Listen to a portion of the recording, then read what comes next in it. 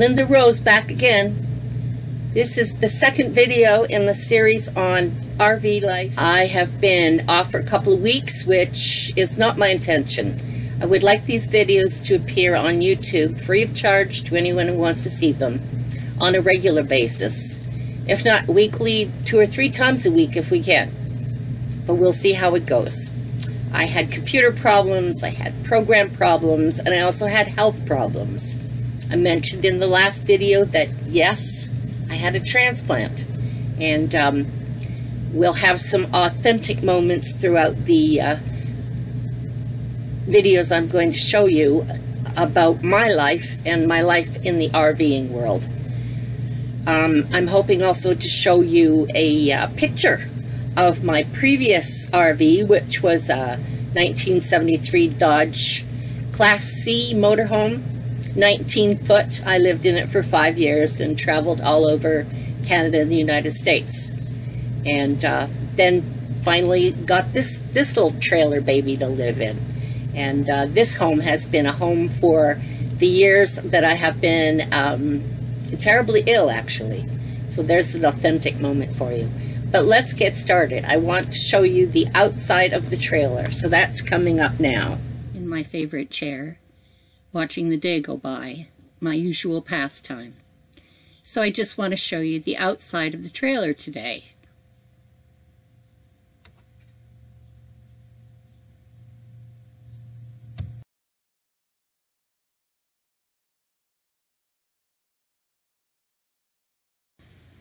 This is the front end with tow hitch, propane tanks, and double batteries sitting on top of the hitch. This is the 12-foot slide out showing the utility hookups at the rear. This is my old Dodge motorhome, 1973 Class C, that I drove around all over the United States and Canada for many years. My travel trailer, the outside of it, and a little photograph of what I used to live in before this, my old motorhome I had a lot of fun in. Anyway, we're back inside now, and I want to talk to you about the ins and outs of RV living. And you have to be a flexible type person and easy enough to get along with and yet like to be alone. It's kind of a two-edged sword. You can find yourself isolated, and if you don't enjoy it, don't even begin to start this nonsense. But if you're the type of person that wants adventure and is willing to pay the price, as it were, for having a great lifestyle, I believe, then this is it. You can live anywhere you want, at any time, pick up and go today, tomorrow. You're always packed and ready to go. Well, almost. There are some preparations. The bigger you get, the more you have things you have to take care of and do. Just like in real life. The bigger your house, the bigger the lawn, the more work it is to take care of. So I mentioned in a previous video, the first one, that there are books, and I wanted to show you those books. This is the owner's manual. And this, too, is the owner's manual. It's wise to eat an elephant one bite at a time. If you are lucky enough, fortunate enough, to buy a vehicle that comes with all of this knowledge, then you'll want to absorb it well. And I'm a former teacher, so I'm talking to you from that point of view.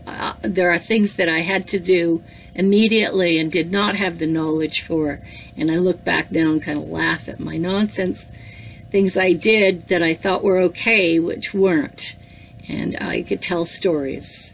But what you didn't see was the back end of my trailer, because it's parked sort of up against a fence and I couldn't get a good shot. So I'll just tell you about what's at the back end. There's the retractable cord for electric power hookup. There's also the power for the cable for internet and cable TV, which is, in my case, that's all wired in here for my pleasure, which I like. I just plug it in the wall and I'm ready to go. There's also an outdoor shower inside a little cupboard back there. What else are we forgetting about? Oh, the spare tires there. A ladder to get to the roof. And I did mention the roof before, and it's in these manuals that you will find instruction detailed on how to take care of your roof. I just had mine done a couple of years ago. I hired a neighborhood kid, good guy, and he climbed that ladder because I'm getting of the age where I don't want to go up those ladders anymore. So anyway, he did it in one day's work. He did a good job and got that thing taken care of. And I paid him a little bit of money. And I say little bit of money. I paid him fair, but if you have to hire a specialized workman to come and take care of some of these chores for you, you will find that it's quite surprising that they have to charge quite a bit of money. So I'm for budgeting and living on as low income as possible. So with that one, I got away with it. It was all okay, and he did a good job. Got the roof on. But the former owner, I bought this secondhand from an owner, and he set me off good with this book. Not only does it have all the instructions, but he kept a record of everything that he did to this vehicle and stuck it in here in alphabetical order. Like, I bought a new microwave because I burned mine up. And I put the receipt and the warranty and all of that in here under microwave. Why not? It's all kept in one handy-duty place, and if I have problems with my microwave, then I know where to go. And by the way, I had problems last night, I thought, with my microwave because I was cooking, and I had my space heater, this little thing here, I have my space heater on, because it's cheaper than propane. It's electric. Anyway, I blew the circuit. And I did the usual, which is flip the breaker switches. And it didn't work, didn't fix it. So I got out the fuses and got to the fuse box and checked all the fuses. And then while I was doing that, all of the power went out. I'd had some backup power from the system, but it all went off too. And I never had that happen before. And I really didn't know what to do and couldn't find anything in the books. So I walked over to a neighbor's who was already getting ready to go to sleep and dragged him out here. It was only about 9 o'clock at night, I guess. It wasn't that late. But he came in, and the first thing he did was flip the breaker switches, and the power came right back on. And I mention that only in that it's kind of a funny story. He says that women don't have strong fingers and that I didn't hit the breaker switch hard enough. Now, I flipped it off, I flipped it on, and I did that twice, 2 times. But it wasn't enough, because when he did it, it fixed. So the saga of the mystery flipping the switch goes on, and if anything else happens in that area, I'll bring you up to date and let you know. Well, that reminds me of another funny story. And if you know me at all, you know I love to laugh. So my history starts like this. When I was a kid, my mom and dad wanted to go camping with all us kids every summer as soon as we were out of school. So it was 3 months every summer in northern Canada. And my dad was very, very conscientious and took us on camping trips in tents at first when we were very young, and then started on the trailer business.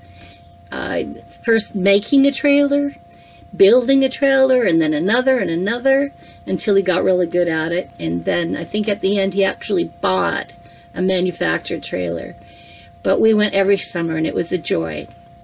So one summer, I had a girlfriend whose family was the same, and she invited me to spend the weekend at her trailer because her parents were going away. And would I like to go there and spend time with her? Well, 2 young, I think we're about 14 or 15, 2 young teenage girls alone in a faraway place, as we thought. Wow. So we jumped at the chance. Make a long story short, the last thing I ate when I was there that weekend was tomato soup. And I put leftover bowl of tomato soup in the fridge to keep for later. Little did I know that her parents would be coming not only to take us back, but also to take the trailer back. And the next day my mother gave me the word that I had forgotten about the tomato soup and had not let anyone know, and that when they got home there was tomato soup all over the inside of that refrigerator. So there's a checklist for before you go. Check, check, check again. Check the inside of the fridge. And the inside of the fridge is a topic we're talking about, so much so that I'm actually going to film it. And I think the ladies especially will be interested to know what's going on in there.